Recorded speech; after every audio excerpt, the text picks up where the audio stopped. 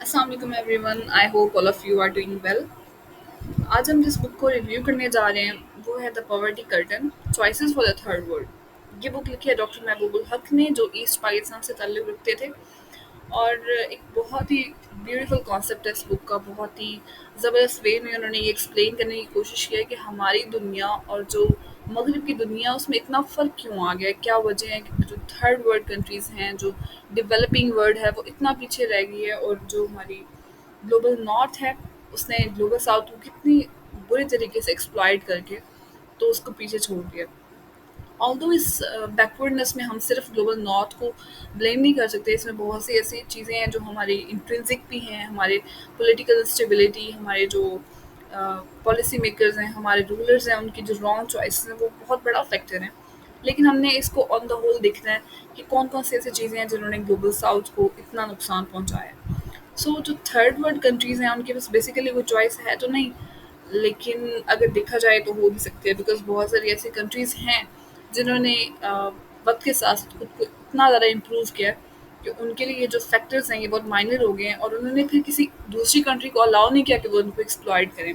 ठीक है, एक छोटी सी एग्जांपल हम ले लेते हैं कि वो थर्ड वर्ल्ड कंट्रीज़ जिन्होंने, जब उनके ऊपर इकोनॉमिक टर्मोइल आया, जब उनके पास कोई ऑप्शन नहीं बचा, तो उन्होंने बजाय इसके कि वो अपनी इंटरनल इश्यूज़ को खुद सॉल्व करने की कोशिश करते हैं, वो फ़ौरन से लोन लेने के लिए चले गए वेस्ट के पास।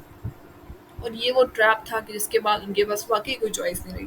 उसके बाद वो लोग चाहे वो स्टैंड बाय एग्रीमेंट था, चाहे वो स्ट्रक्चरल एडजस्टमेंट प्रोग्राम्स थे, उनके थ्रू वो वेस्ट पे डिपेंडेंट हो गए, और उसके बाद उनकी कोई इकोनॉमिक पॉलिसी, कोई इकोनॉमिक मॉडल कामयाब नहीं हो पाया, बिकॉज़ उनका एक ही गोल हुआ करता था कि जब हमें कर्ज़ मिलेगा, हमें जो हमारी इंस्टॉलमेंट है वो मिल जाएगी, उसके बाद हमारी इकोनॉमी चलना शुरू हो जाएगी। अगेन हम इंटरेस्ट के बाद इंटरेस्ट शामिल करके उस लोन को रिटर्न करेंगे, और नेक्स्ट जो इंस्टॉलमेंट है उसका वेट करेंगे, वो आएगी, उसको हम लोग यूटिलाइज करेंगे। तो यही फोकस रहा है हमारे पॉलिसी मेकर्स का, हमारे रूलर्स का, और इसी वजह से हमारी जो बैकवर्डनेस है वो कम होने की बजाय इंक्रीज होती चली गई है, क्योंकि ये एक बहुत ही इल्यूसिव कॉन्सेप्ट है, एक बहुत बड़ा ट्रैप है कि जिसमें डेब्ट ट्रैप से निकलने के लिए आपको बहुत ज़्यादा मेहनत रिक्वायर्ड होती है, जो आपकी आवाम और आपके हुक्मरान दोनों को मिल के ऐसे डिसीजंस लेने पड़ते हैं, ऐसे स्टेप्स लेने पड़ते हैं जिनमें कुछ टाइम के लिए आप बिल्कुल ही आप कह सकते हैं कि डिस्ट्रॉय हो जाते हो, आपकी इकोनॉमी कहीं की नहीं रहती, बिकॉज आपने इतना ज़्यादा डिपेंडेंट कर लिया होता है उसको उस लोन पे। सो हमने देखना है कि डॉक्टर महबूबुल हक का कॉन्सेप्ट क्या है, क्या कहते हैं वो इस बारे में। तो ये कुछ चीज़ें हैं जो उन्होंने डिस्कस की हैं इस बुक में। ऑल्दो हम उन सब चीज़ों को नहीं स्टडी करेंगे, बल्कि सिर्फ जो रेलेवेंट चीज़ें हैं जो हमारे लिए इंपॉर्टेंट है उनको हम अंडरस्टैंड करके सो उसको रिव्यू कर लेंगे, ताकि शॉर्ट टर्म में आपको ज़्यादा ज़्यादा चीज़ें जो है वो समझ में आ जाए। सबसे पहली चीज़ तो उन्होंने जो है ना वो डेवलपमेंट प्लानर्स के बारे में कही है, और उनकी बात बिल्कुल ठीक है। वो कहते हैं कि जो लोग प्लानिंग कर रहे होते हैं उनकी सिंस की वजह से, उनकी रॉन्ग चॉइसेस की वजह से पूरी जो पब्लिक है, पूरी जो कंट्री है वो सफ़र करती है। सो वो कौन से 7 सिंस हैं जो उनको उन्होंने पॉइंट आउट किया, हम वो देखते हैं।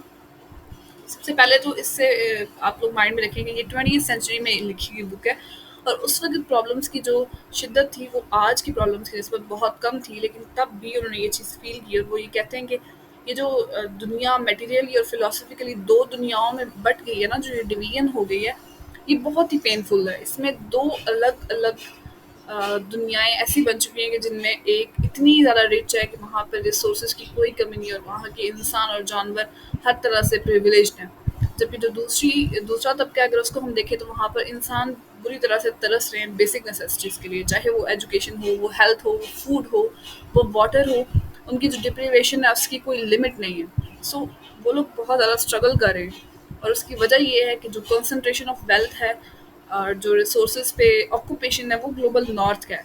ग्लोबल नॉर्थ में से बहुत सारी ऐसी कंट्रीज़ हैं, वेस्टर्न कंट्रीज़, जिन्होंने ग्लोबल साउथ की डेवलपिंग कंट्रीज़, जो आज की डेवलपिंग कंट्रीज़ हैं, उनको एक अरसा तक अपनी कॉलोनीज़ बनाए रखा है, उनकी एक्सप्लॉयटेशन की है, वहाँ पर लोगों को गुलाम बना के उनके ऊपर हुक्मरानी की है। सो आप इसकी एग्जांपल इंडिया और पाकिस्तान की एग्जांपल देख सकते हैं कि 1947 तक हम लोग ब्रिटिश के अंडर थे। ब्रिटिश ईस्ट इंडिया कंपनी ने जो आके 1857 के बाद कंप्लीट रूल कर लिया था सब कॉन्टिनेंट पे। तो 1947 तक हमारी कोई विल नहीं थी, हम कोई पॉलिसीज अपनी मर्जी से नहीं बना सकते थे। और इस दौरान में वेस्ट प्रॉस्पर कर रहा था, वहाँ पर इंडस्ट्रियलाइजेशन हो रही थी, वो ग्लोबलाइजेशन की वजह से पीक्स ऑफ प्रोग्रेस की तरफ मूव कर रहे थे। इसके बरक्स जो ग्लोबल साउथ है, उसके अंदर जो ममालिक हैं उनके पास कोई चॉइसेस नहीं थी। सो ये पॉवर्टी कर्टन की जो बेस है, अगर हम देखें तो ये वहाँ से भी शुरू हो जाती है। अच्छा, वो 7 सिंस कौन-से हैं जो उन्होंने बोले हैं?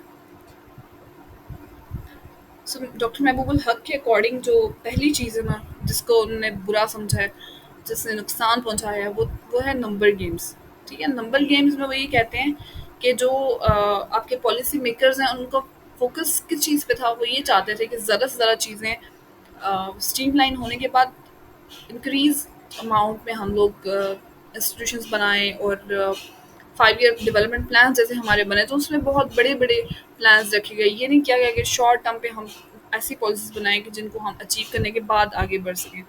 बल्कि उन्होंने उनको एक मेगा लेवल पे लॉन्च किया, वहाँ पे बहुत सारा इंस्टीट्यूशंस बनाने का प्लान किया, वहाँ पे बहुत सारे ऐसे प्रोजेक्ट्स शुरू कर दिए कि जिनको उन्हें कंप्लीट करना भी उनके लिए पॉसिबल ना हुआ। सो उनका जो गोल था वो ये था कि जो भी उनकी इकोनॉमिक एक्टिविटीज़ हैं, जितनी भी उनकी चीज़ें चल रही हैं मुल्क के अंदर रिगार्डिंग बिजनेस कर लें, ट्रेड कर लें, तो उनके ऊपर डायरेक्ट कंट्रोल्स हों। हुकूमत जो है वो उनको मैनिपुलेट करे, उनको रेगुलेट करे अपने बेनिफिट के लिए। पब्लिक सेक्टर को ग्रो किया जाए और जो प्राइवेट सेक्टर है वो डिस्करेज हो जाए। उसकी एक बहुत बड़ी वजह ये भी थी कि जो आपकी एलीट क्लास गवर्नमेंट में आ जाती है, तो वही चाहते हैं कि उनका जो होल्ड है ना, वो पब्लिक सेक्टर पे रहे। वो तमाम जो पब्लिक सेक्टर की जैसे एंटरप्राइजेज़ आप देख लें, पीआईए को देख लें, आपकी रेलवे इंडस्ट्री है, आपकी स्टील मिल्स हैं, इस तरह की जो सारी पब्लिक एंटरप्राइजेज़ हैं, इनको वो अपने बेनिफिट के लिए यूज़ करें। सो प्राइवेट सेक्टर पे उनका इतना इंटरेस्ट भी नहीं था और ना ही उन्होंने ये कोशिश की कि प्राइवेट सेक्टर ग्रो करे। और यही वो चीज़ थी कि जिसने इन द लॉन्ग रन जाके पाकिस्तान को बहुत ज़्यादा नुकसान दिया। 1950s में अगर हम देखें तो 1950s में हुकूमत का होल्ड बहुत सारा था। उनकी पॉलिसीज़ ऐसी होती थी कि जो प्राइवेट सेक्टर है वो उनके अंडर रहे। और इससे क्या होता है कि जो आपके इन्वेस्टर्स हैं, फॉरेन इन्वेस्टर्स, वो डिस्करेज होते हैं। वो नहीं चाहते कि वो एक इतने बाउंड सिस्टम में आके अपनी इन्वेस्टमेंट करेंगे जहाँ पे उनको उनकी कोई विल ना हो और उनको इनसिक्योरिटी फील हो रिगार्डिंग देयर जो चीज़ें वो इन्वेस्ट कर रहे हैं, उनका जो सरमाया है वो डूब जाएगा अगर वो हुकूमत चाहेगी तो। सो ये चीज़ नुकसान देती है।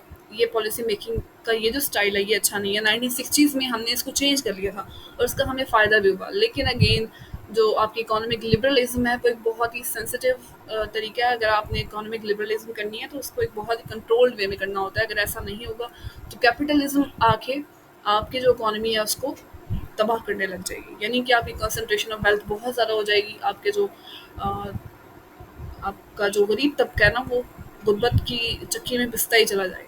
इसकी एग्जांपल हम 1960s में देख सकते हैं कि जब अयूब खान आए, उन्होंने इकोनॉमिक लिबरल मॉडल जो है वो लॉन्च किया। वहाँ पर उन्होंने एक नया कॉन्सेप्ट पेश किया और वो ये था कि ट्रिकल डाउन मॉडल। उसमें उन्होंने कहा कि हम पहले 22 फैमिलीज जैसे उन्होंने सेलेक्ट कर ली थी जो लार्जली वेस्ट पाकिस्तान में से थी। उनको उन्होंने एम्पावर किया, उनको ज़्यादा से ज़्यादा रिसोर्स प्रोवाइड किए, उनको फैसिलिटेट किया और उनको कहा कि आप लोग जो हमारी इंडस्ट्रीज़ हैं, जो आपकी हमारे इंटरप्राइजेस हैं, उनको अब आप लोग रन करें। तो नो डाउट इसके एंड पे हमने देखा कि हमारा जो जीडीपी है वो 7% ग्रोथ उसने शो की। लेकिन अगेन ये बहुत ही ज़्यादा कैपिटलिस्टिक मॉडल हो गया था। वहाँ पे उनकी जो ये जो 22 फैमिलीज इन्होंने ग्रो किया था, लेकिन कोई भी फ़ायदा जो निचला तबका उसको नहीं हुआ था। सो जो सेकंड फैक्टर उन्होंने डिस्कस किया वो क्या है, एक्सेसिव कंट्रोल्स का। एक्सेसिव कंट्रोल्स का नुकसान क्या होता है? अगेन वही चीज़ आप माइंड में रखें कि जब आपके प्राइवेट सेक्टर को अलाउ नहीं ना किया जाता, जब आपका जो पब्लिक सेक्टर है उसको इंक्रीज करने की, उसको एम्पावर करने की कोशिश की जाती है, तो जो डेवलपमेंट प्लानर्स हैं वो इस चीज़ को फिर अंडरस्टैंड नहीं कर पाते